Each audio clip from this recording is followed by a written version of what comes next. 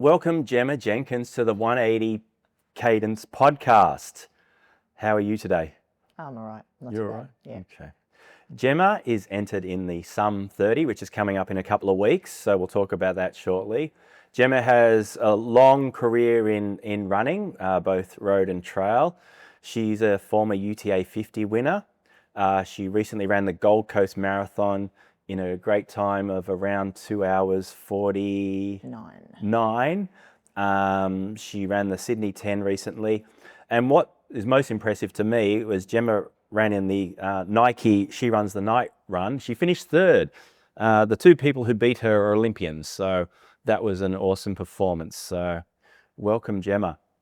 Gonna probe you a little bit, ask some questions here. Let's start off when you're a kid. What sort of sports did you play when you were a kid? Hockey. Hockey? Yeah, grass hockey, yeah. So you've gone from a team sport to running's really an individual sport. Yeah. How you translate across from a team sport to solo? I stayed playing hockey up until about 3 years ago, as well as the running. So I didn't know that running existed outside of school. I didn't know little athletics existed outside of school. So I found that out when I was about 34, 35, when I met Gary Howard. Yeah. And yeah, started running.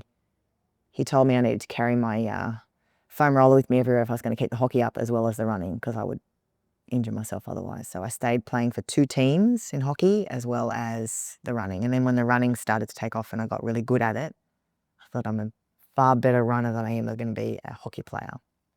And I played the running position on the hockey field anyway. Okay. So when was it you decided that running was your sport and you would sort of focus in on that full time? Probably about 2018, 2019, I started to pull a bit away from hockey. And then I went down to playing for one team. And then it was just for fun. I just sort of played for fun and took up the running more seriously. Okay. Yeah. Now, I know you more as a road runner than a trail runner. What's attracted you to the Sum 30 this year? Oh, well, you did. You asked me to do it. And I said, oh, okay, I'll do it. Yeah. Okay. Yeah. Okay. And what specific training do you do for a trail run, a 30K Sum trail run versus a road half marathon 10K? I don't think my training as such changes because I work full time. So I can only train in Parramatta Park Monday to Friday. And then I think when I move over to large trail runs, I'll take my Sunday long run out to the mountains. If I'm training for the road, most of the time I'll just be running around home. But in saying that though, Sunday long runs in the mountains are very beneficial for road running anyway. Okay. What's your favorite trail up in the Blue Mountains? I don't know whether I have one. Actually, I don't mind doing Contender, to be honest. I get lost, so I can only really do out and back. So there's only a few that I run, but Contender, I quite like Contender. It's hard, and then when you get back to your car after running pretty much 8K back uphill, Okay. it's just you feel good. You run all the way up? Yeah. Okay, nice. What's your expectations for the Sum 30? I'd like to place in the top 3. I'm competitive, so. I think you'll go well. And in the race, what sort of shoes are you going to wear? Oh, I have some Nike, I think Nike Zagama. Like, I'm not really good with shoes, honestly. I just, I've got some trail shoes. I'm not sure whether I'm going to wear those or whether I'm just going to wear a bit of a stacked road shoe. Definitely not Alpha Flies. That's not on the card. But yeah, something lightweight. I like a light shoe, not a heavy shoe. And if there's water involved, something with a bit of drainage. But I don't really know I've never seen this. I've never run here before, so I don't know what I'm in for at all. Okay. Well, if you haven't run here before, what do you think? Are you more of a front runner or someone who'll like to trail and then? I like to be out the front, but if there's someone to chase, I'm good at chasing, but I do like to be out front. Okay. Well, there's a couple of experienced trail runners in the race, so it'll be interesting to see how it all pans out. Now, you have a busy work, home life. How do you balance all your running, training, and races? Okay, so I'm not a good sleeper. So in summertime, I struggle a bit. I've got train first thing in the morning, but I've got a very good job in that they're flexible with time. So summer I train before work and then I'll work 7:30 till 4.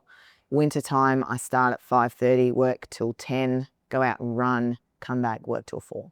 Okay. So yeah. And what's the downside to all of the running that you do? Is there a downside at all? Yeah, well, I think I can be a bit over competitive and take it a bit too seriously sometimes. I'm trying to step back from that and find more fun in it, but that'd probably be the only downside for me Okay. as such. Okay. And when you're racing, or training and racing, do you run to your heart rate or do you run to feel? Feel, always to feel. Gary's always told me run to feel. Okay.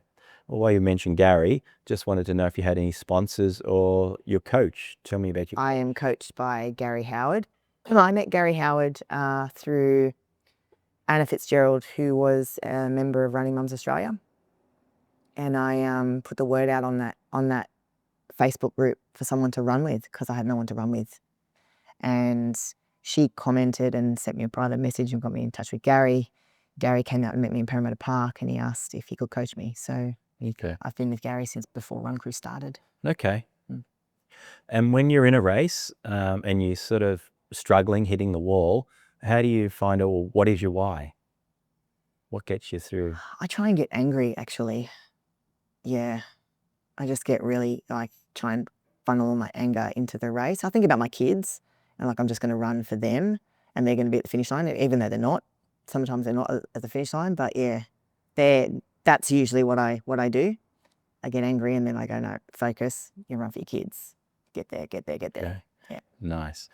Most runners that I know are either running away from something or running towards something. How about you? I reckon I bury my problems in my running. Yeah. The running away, not towards. Yeah. Okay. Most of the time, I'd say towards a goal. I'm very goal driven.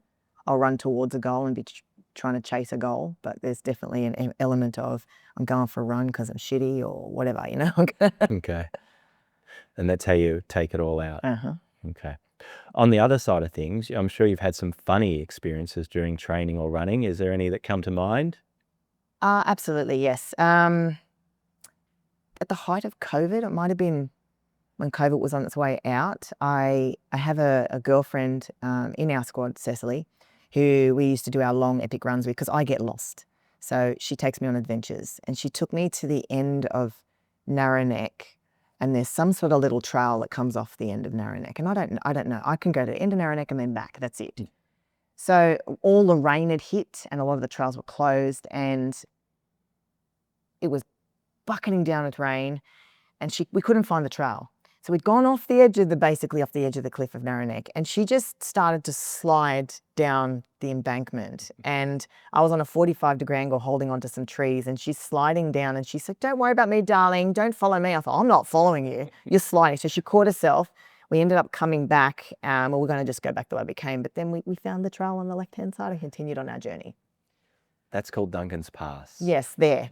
We couldn't find that pass and she was sliding off the edge of Narrow Neck, like literally off the edge of the cliff. She was on her bum sliding down in the mud. Oh dear. We've got a lot of new runners doing their first 30, 50 or 80 in the Sum race. What advice would you give a first timer in the race? I'm going to go with a nutrition advice for a trail. I think if you get your nutrition right in the lead up and then particularly race morning, make sure you've got something in your gut and you hydrate well and then not go out too fast, I reckon. And then if you actually get on board your nutrition earlier in the race rather than later, that can, because sometimes the gels can get a bit yuck and they don't sit well and you just gelled out, you can't have any more. But if you fuel well in the first half of the race, sometimes you can get on with nothing but water in the end. Yeah. And what advice would you give to a young Gemma who's just starting her running career? What would you... Gosh, don't overthink it. I overthink everything. I would tell myself to just not take it too seriously and not overthink. Okay. Yeah. Do you have a rivalry with any other runner out there? I'm not a rivalry. I think I've got healthy competition out there, but I'm genuinely happy for anybody that's faster than me or that gets me to be faster or a better athlete. You know, the likes of even Steph Austin and Marnie Ponton, and there's some really good runners even in our squad that I aspire to try and keep up with or run with. And if I'm not running with them and they do really well, that's awesome too. So you just got to try and lift everyone around you, because if you start being negative, then that will pull you down. You won't end up running well anyway. Okay. And I've seen you running around Parramatta Park. Sometimes you have some headphones in. Do you have a specific training playlist that you listen to? I do. I listen to old school dance music from like the late 90s to the 2000s, douche stuff. So some Blink-182 songs. There's a couple of Metallica songs in there as well. It's a real eclectic mix. Okay. And upcoming races, what are some of the races that you're going to be doing after the sum? Well, I'll do the sum, and then I'll hopefully, if I run really well there, and it'll be good training running the lead up to 6 foot track, which I registered for only 2 days ago. So I've got 8 weeks to get my backside into gear for that one. Okay. And then I think I'll probably head back to I want to do Ballarat Road Marathon. Pardon me. And how about overseas races? Is there an overseas race you go, wow, I wish I could do that one day? I'd like to do that. I don't even know the name of it. There's a women's marathon in Japan that I want to do.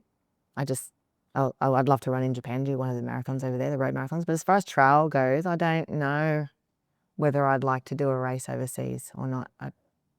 Okay. Yeah. How about Backyard Ultras? You were my assistant commentator at the recent Backyard Ultra. What are your thoughts on the crazies in those races? Absolutely respect those people that could do those sorts of events, but I don't think I've got the mental capacity to do that. Okay. I'm all about start to finish in the quickest time possible. I don't think I could navigate hour after hour after hour. I'd need a lot of Ritalin. You're not allowed to have that during race, so, you know, yeah, I don't think I could cope. Okay. And apart from Ritalin, what would be your race treat, like your finish line treat at the end? Oh, a beer. Always a beer, ice cold beer. Okay. Yeah. And rice noodles. I love rice noodles at the end of a race. Okay. Yeah. One last question.